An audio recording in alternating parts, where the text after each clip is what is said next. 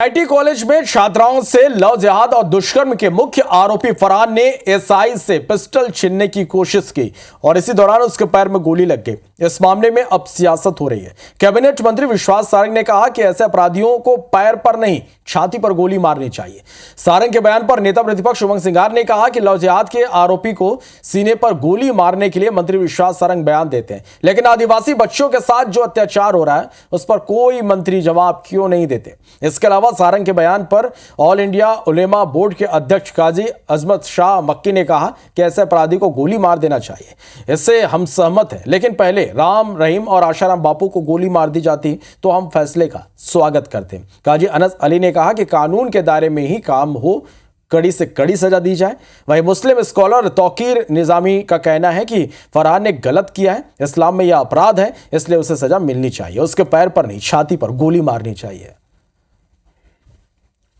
मुझे लग रहा है पैर पे गोली क्यों मारी, छाती पे गोली मारनी थी।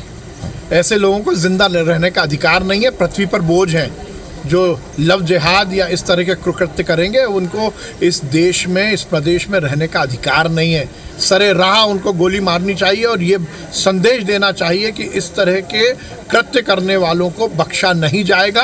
अगर लव जिहाद वाले को आप सीने की गोली मारने की बात कर रहे हैं तो आदिवासी बच्चियों में जो अत्याचार हो रहा है, बलात्कार हो रहा, उन्हें कहाँ गोली मारना चाहिए। उनके बारे में तो विश्वास सारंग इनके मंत्री या इनके मुख्यमंत्री ने कुछ कहा नहीं।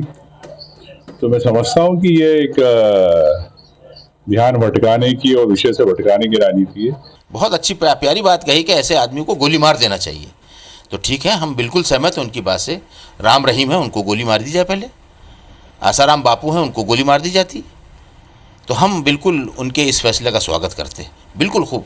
जिनके दिल दुखे हुए हैं उनके दिल से ये आह निकलती है, तो ये गलती की है उसने, और गलती की है तो उसकी वजह से उसको जो भी सज़ा कोर्ट देगी वो देगी, और ऊपर अल्लाह भी देगा जो भी सज़ा हो। मुझे तो ये लगा कि भाई पैर में नहीं, उसके तो सीधे सीने में गोली लगनी चाहिए थी, उसको वहीं स्पॉट पर मार देना चाहिए था। इसके लिए पूरा मुस्लिम समाज अशोका गार्डन पुलिस को इस्तकबाल करता, रोडों पे आकर हम हार फूल करते उनसे, क्योंकि एक दरिंदा मारा जाता, इस दरिंदे के मार जाना बहुत ज़रूरी था।